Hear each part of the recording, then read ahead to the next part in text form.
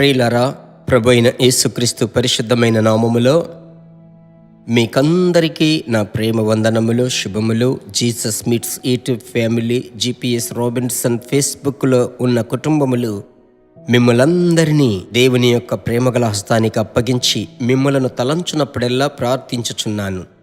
శరీర ప్రకారముగా ఒకరిని ఒకరం మనము చూడడం లేదు. శరీర ప్రకారముగా ఒక్కొక్కరము ఒక్కొక్క పట్టణములో, నగరములు, గ్రామములు, జిల్లాలు, ఇలాగూ ఆయా ప్రాంతాలలో ప్రపంచమంతటా మనం వ్యాపించి ఉన్నాము. అయితే ఆత్మలో చూడండి, మనము ఏక మనసుకొస్తున్నాం. ప్రభువుకు మహిమ కలుగునుగాక. నిజంగా మీరు ధన్యులు. ఎందుకు తెలుసా? మేము రక్షింపబడిన ప్రారంభపు దినాలలో అయితే ఇలాంటి ఆధునీకరణ వసతులు, నవీన వసతులు మాకు లేవు. సోషల్ మీడియా, ఇంటిలోనే ఉండి దేవుని యొక్క సందేశము విని బలపడడం, ఇలాంటి సాంఘిక మాధ్యమాలు లేవు. ఒక వాక్యం వినాలంటే ఉదయమే ఇంటిలో నుంచి బయలుదేరి ప్రయాణం చేయాలి. కానీ ఈ దినాలలో అలా కాదు. సవాలుతో కూడిన జీవితమైనప్పటికీ దేవుని యొక్క స్వరము వినుటకు ప్రభువు అనేక అనుకూలతలు మన ముందు తెరచి ఉంచాడు. ఆ విధానములో ఈ యూట్యూబ్ ద్వారా ప్రభు మీతో మాట్లాడుతూ వస్తున్నాడే, ఎంత సంతోషం! ఇది తలంచి నేను మొదట ప్రభువుని స్తుతిస్తున్నాను. సరే, ఆ తదుపరి ఏమిటి? ఈ రోజుకు సంబంధించిన మాట నేను చదువుతున్నాను, జాగ్రత్తగా వినండి. 23వ కీర్తన 5వ వచనము.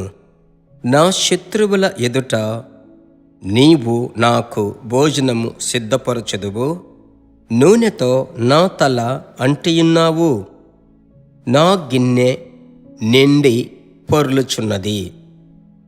ఆ మాటలో చూడండి, నా శత్రువుల ఎదుట నాకు ఒక భోజనము, నా తల, నా గిన్నె. ఎన్నిసార్లు చూడండి నాకు అనే మాట వస్తుంది కదా. ఎలాంటి పరిస్థితుల్లో ఆయన ఇలాగంటున్నాడు?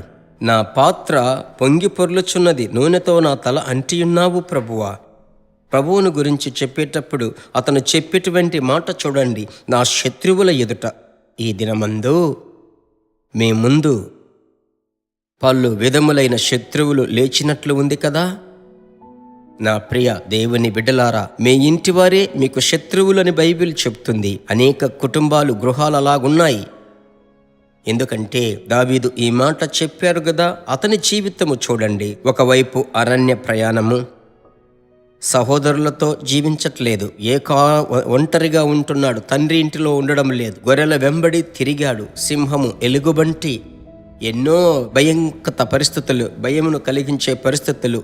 దేవుని బిడ్డలారా, అంత మాత్రమే కాదు, గొలియాతుతో పోరాటం. అదేనా సౌలు రేయింబగళ్ళు తరుముచున్నాడు. ఇంకా సొంత కుమారుడే తండ్రికి విరోధముగా లేచి నిలబడుతున్నాడు. నా ప్రియ దేవుని బిడ్డలారా, ఇలా చెప్పుచూ వెళ్ళొచ్చు.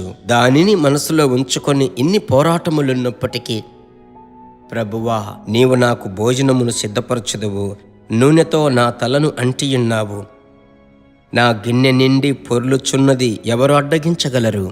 ఇది ప్రవచన వాక్కు. దీనిని అలాగే పట్టుకొనండి. మీకోసమే ధైర్యం పొందుకున్నారు కదా. అలాగే విశ్వాసంతో మనం ప్రార్థించుదామా? ప్రభు ఈ దినమంతా అద్భుతముగా నడిపిస్తాడు. మంచి తండ్రి, మీ కనికరమునకు ఒక ముగింపే లేదయ్యా. అనుదినము మీ కృప నూతనమయ్యా. మీ బిడల మీద మీ మహిమ, ప్రసన్నత పరిశుద్ధాత్ముడా కుమ్మరించండి. శత్రువుల ఎదుట వీరి మీద ఉన్న అభిషేకపు శక్తి మీ బిడలకు చూపించండి అయ్యా. మీ బలముతో నింపండి. మీరలాగూ చెయ్యబోయే దయకై స్తోత్రం. ఆశ్చర్యమైన కార్యములు జరిగించండి. యేసు నామములో తండ్రి, ఆమెన్. మరచిపోకుండా ఎదుటి వారికి షేర్ చేయాలి కదా. అంత మాత్రమే కాదు, నా కోసం ప్రార్థిస్తున్నారు. Thank you so much. దైవ కృప నడిపించునుగాక. ఆమెన్. దేవుని బిడ్డలారా, ఈ వర్తమానము మీకు మిక్కిలి ఆశీర్వాదకరముగా ఉందని మేము నమ్ముచున్నాము. ఇంకనూ మా వర్తమానములను విని ప్రభువులు ఆశీర్వదింపబడుటకు జీసస్ మీట్స్ మినిస్ట్రీస్ అను మా యూట్యూబ్ ఛానల్ ను సబ్స్క్రైబ్ చేయండి.